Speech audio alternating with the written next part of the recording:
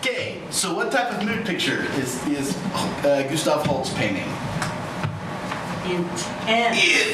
Super intense. It's unrelenting. It doesn't stop. Aggressive. What are some of the things, if we can articulate, that are adding to that are kind of making you feel that, like, oh, it's like so much in there? Can anyone tease it out? It's like a march. It's almost like a march. It's like a march, but there's something just barely wrong about it, right? In that 5/4 time. I kept trying to time it. I could not do it. It felt, it kind of lends, I guess, to that impending doom. Yeah. They're like, oh, something's coming. Yeah, it's just it's a slightly wrong march.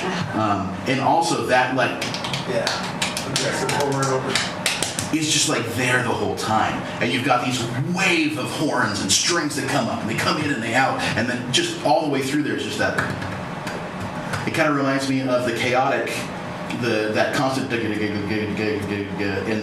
the classical thing before. This one has brass though, so it's louder. You can also hear there's so many things, like the brass swell and then they drop and it kind of holds out for a second, and a lot of that comes from a big kettle drum called the timpani.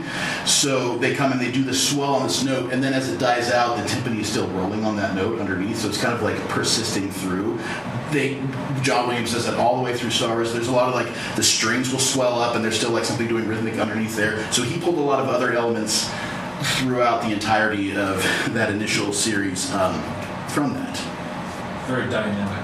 Very dynamic. Yes, classical musicians tend to be very dynamic. Yes, Mike. Two things. Yes. If you love orchestral music and you don't want to go to Salt Lake, the symphony will play at Weber State on Thursdays before they play in Salt Lake. Cool. Not every show, but a lot of them. And it's pretty cheap if you're willing to sit up in the top. I mean, $15 a ticket sometimes.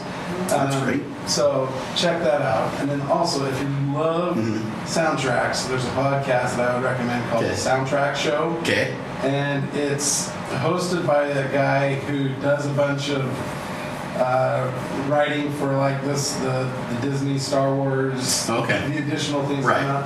But he goes in depth and he makes it so easy to listen to. Nice. All of the weird stuff about music that a layperson can listen to and think, oh, okay.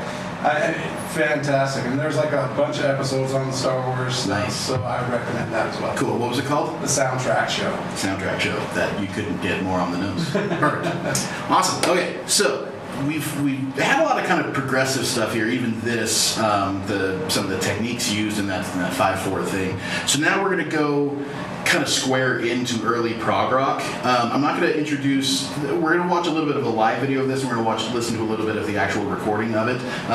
But I'm not going to give you an introduction to this yet. I just kind of want you to experience what's about to happen.